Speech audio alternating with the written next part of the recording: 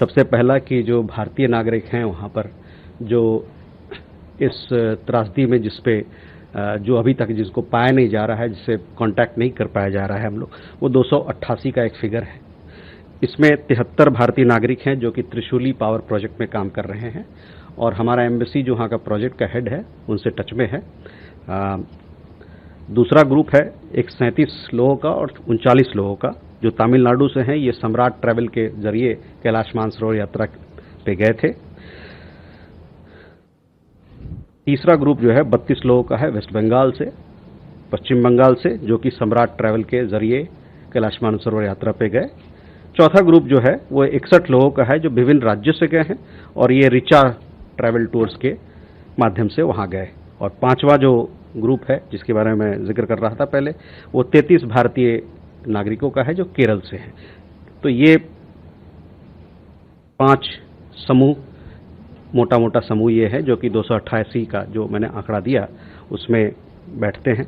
इसके अलावा चीनी, जो कि कैलाश मानसरोवर यात्रा के लिए चीन में जाना पड़ता है, तो वहाँ भी कई एक लोग हैं जो वहाँ पर अभी चूंकि इतना बड़ा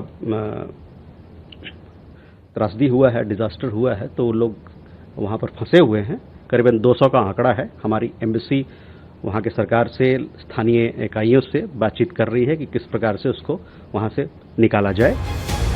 नेपाल में आई इस विनाशकारी आपदा में फंसे भारतीयों को मदद के लिए विदेश मंत्रालय ने दिल्ली में एक कंट्रोल रूम बनाया है। नेपाल में बाढ़ की वजह से कई इलाकों में हालात खराब हैं। महाराष्ट्र के कुछ पर्यटक भी वहां फंस गए हैं। महाराष्ट्र के मुख्यमंत्री देवेंद्र फडणवीस ने गुरुवार को इन पर्यटकों से वीडियो कॉल के जरिए बातचीत की। उन्होंने पर्यटकों का हाल जाना। मुख्यमंत्री ने पर्यटकों को भरोसा दिलाया कि उन्हें घबराने की जरूरत नहीं है, सरकार उनके साथ है। पर्यटकों से सुरक्षित रहने और धैर्य बनाए रखने के लिए कहा। किती लोक आहेत आपण तिकडे? 4 लोक आहेत साहेब. बरं बरं बरं. आणि आपल्या महाराष्ट्रातले किती लोक आहेत आपले? 115 लोक आहेत. 115 लोक सगळे आपल्या महाराष्ट्रातले आहेत. तुमचे काय आता? काही सगळे इकडले. बरं बरं. सगळे नागपूरचे आहेत. बरं बरं बरं. ठीक है, त्यांना तात्काळ संपर्क साधतो आम्ही।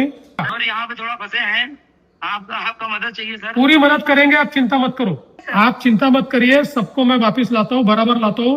व्यवस्था हम पूरी कर रहे हैं, आप चिंता मत करिए। नेपाल बाढ़ में महाराष्ट्र के कम से कम 115 पर्यटकों के वहां फंसे होने की आशंका जताई जा रही है। इनमें से 61 पर्यटक रिचा ट्रेवल्स प्राइवेट लिमिटेड नाम की ट्रैवल एजेंसी के जरिए यात्रा पर गए थे। वहीं बाकी लोग व्यक्तिगत रूप से नेपाल पहुंचे थे। 53 पर्यटकों के सागा मानसरोवर क्षेत्र में सुरक्षित होने की पुष्टि हो चुकी है। कैलाश मानसरोवर यात्रा के लिए नेपाल गए कई श्रद्धालुओं समेत 130 से ज्यादा भारतीय वहां अचानक आई बाढ़ में भारी तबाही मचने के बाद से लापता हैं। ईशा फाउंडेशन के 77 सदस्य लापता हैं, जो इमिग्रेशन सेंटर पर मौजूद थे। इसके संस्थापक सदगुरु जग्गी वासुदेव ने कहा कि इमिग्रेशन दफ्तर में मौजूद लोगों में से किसी के बारे में कोई जानकारी नहीं मिली है।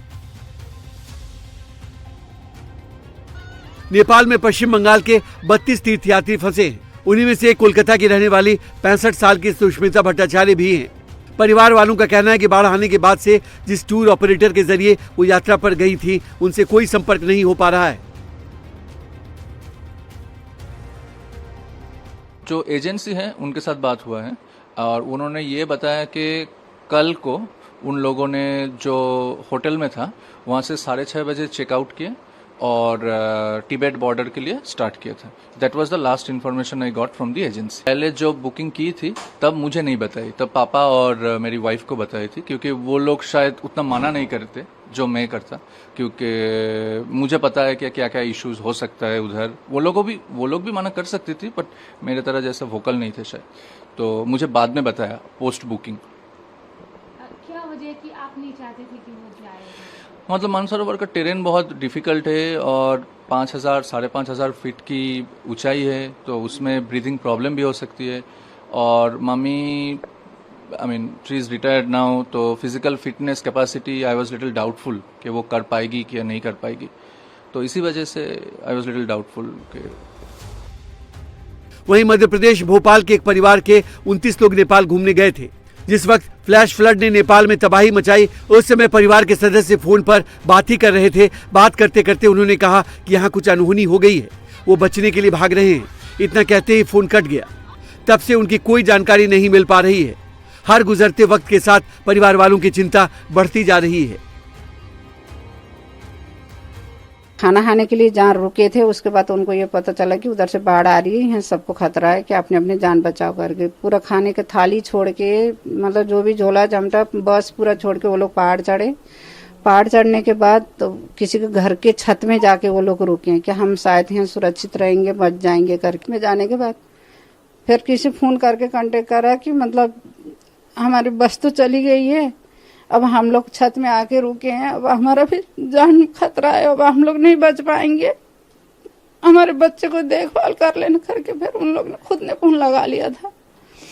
तो बस इतनी बात हुई। बात करते करते फोन रख भी नहीं पाए थे। फिर जब से मतलब कोई कांटेक्ट ही नहीं कट हो पाया था, नहीं हो पाया था। बस इतने मुंह से निकला उनको आधा घर डूब चुका है, अब हम लोग नहीं बच पाएंगे, हमारे बच्चे को देख लेना करके। 29 लोगों में से कोई बस तक की, इतनी बड़ी बस है, बस का भी कोई आता पता नहीं है। और 29 लोगों में से एक भी किसी का कोई पता नहीं है, बॉडी तक नहीं मिली अभी तक।